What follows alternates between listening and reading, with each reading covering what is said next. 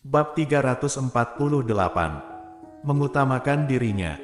Menurutmu apakah mereka tidak aneh? Kamu hanya seorang perancang busana. Memotretmu bisa membuat berita apa?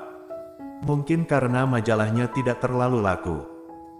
Daripada memotretmu, lebih baik mereka memotret para artis. Setidaknya mereka populer, dan hasil jepretan foto mereka akan berguna. Gita tanpa basa-basi berkata seperti itu pada Audrey Han. Setelah mendengar itu, Audrey Han terhenti, lalu menoleh dan melengkungkan bibirnya untuk melihat Gita. Biasanya Gita sering seperti itu, Audrey Han tidak pernah bereaksi, tetapi sekarang dia tiba-tiba berhenti dan menatap dirinya, membuat jantungnya berdetak kencang, dan tanpa sadar berkata, "Claire, jangan melihatku seperti itu, aku sangat takut." Ketika dia berkata seperti itu, wajah Gita berubah, tangannya buru-buru menutupi bibirnya, matanya terlihat panik. "Tadi, bukan aku yang mengatakannya, jelas bukan aku yang mengucapkannya." Mendengar nama itu, membuat Audrey Han teringat kembali ke masa lalu.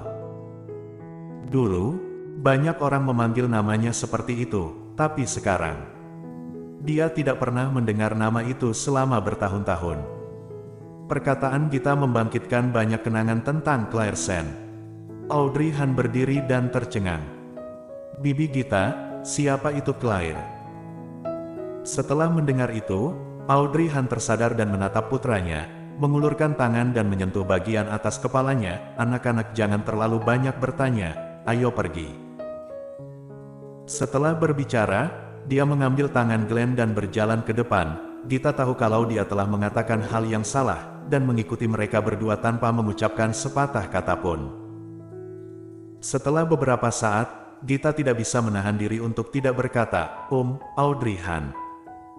Aku benar-benar tidak bermaksud, aku hanya tidak sadar." "Gita, coba telepon dan tanya, apakah mobil yang menjemput kita sudah datang?" Ketika Gita mendengar ini, dia segera mengangguk, "Coba aku lihat." Begitu dia mengeluarkan ponselnya, kebetulan ada panggilan masuk. Gita dengan cepat mengangkat, "Halo. Sekretaris Su. Kamu sudah di mana?" Saat dia berbicara, Audrey Han berjalan ke depan sambil berkata, "Tidak perlu telepon lagi, aku sudah melihatnya, ayo pergi." Gita melihat ke arah Audrey Han, dan dia melihat sekretaris Su yang tidak jauh dari mereka. Sudah lama tidak melihatnya, Siska Su masih berpenampilan seperti dulu. Riasannya yang sederhana membuatnya terlihat sangat energik. Dia memegang tas di satu tangan dan melambai ke arah mereka. Audrey Han berjalan mendekat, dan Paman Nan melangkah maju untuk mengambil koper. "Nona, sudah kembali, Paman Nan." Audrey Han tersenyum padanya, dan kemudian berkata pada Glenn, "Panggil Paman Nan." Glenn langsung berkata, "Halo, Paman Nan, semoga Paman Nan sehat." Ini adalah pertama kalinya Paman Nan bertatap muka dengan Glenn. Dengan satu kalimat yang membuat Paman Nan sangat senang. Ini pasti Tuan Muda Han, benar-benar anak yang pintar. Gita datang dan menyenggol bahu Glenn, sangat pintar. Glenn berbalik dan diam-diam meringis pada Gita, menjulurkan lidahnya. Ketika Siska Su melihat Glenn, dia sangat terkejut. "Aku baru saja tidak melihatnya selama 2 tahun, tetapi dia sudah sangat tinggi." Kakak Siska Su sepertinya semakin cantik. Siska Su tidak bisa menahan tawa, "Dasar kamu. Benar-benar pandai berbicara. Tidak, cukup mengandalkan mulutnya saja, tidak tahu berapa banyak gadis kecil yang akan tertipu di masa depan." Gita sengaja membongkar menggodanya, tetapi Glenn tidak marah, wajahnya terus tersenyum. Setiap Gita melihat wajahnya, Gita selalu merasa seolah-olah sedang melihat mantan bosnya, tapi ini replikanya, dan ini adalah versi yang lucu. Ekspresi wajah mereka sangat berbeda. Meskipun wajah mereka sama, yang satu selalu memiliki ekspresi dingin, dan yang satu selalu tersenyum sepanjang hari, dan Audrey Han telah membesarkannya dengan sangat baik. Pipinya yang sangat tembem terlihat seperti pangsit kecil, yang membuat orang ingin mencubit. Benar. Benar-benar membuat orang ingin mencubit. Ya, memikirkan hal itu, Gita mengulurkan tangannya untuk mencubit pipi Glenn, dan menghela nafas. Ini sangat lembut, lebih lembut daripada pangsit segel kecil yang aku beli secara online sebelumnya. Semakin kuat Gita mencubitnya, wajah Glenn semakin berubah. Tetapi karena ada banyak wartawan dan orang, Glenn tidak berani menolaknya, jadi dia hanya bisa memandang Audrey Han untuk meminta bantuan. "Mommy, tolong aku." Audrey Han melihat wajah putranya yang diremas, dan berkata, "Gita."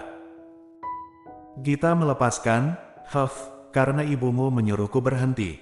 Aku akan memeras beberapa kali lagi ketika pulang nanti."